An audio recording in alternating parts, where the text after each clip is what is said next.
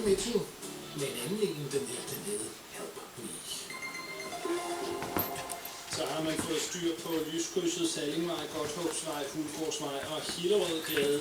Det fungerer normalt igen, men der er stadigvæk noget kø, specielt når man kommer fra Fuglgårdsvej og Hillerødgade og skal ned mod Godthåbsvej. Og det kan også stadigvæk mærkes for jer, der kommer ude fra Hillerød Motorvejen og Frederikssundsvejstunnelen, hvor der også fortsat er noget køkørsel indadgående.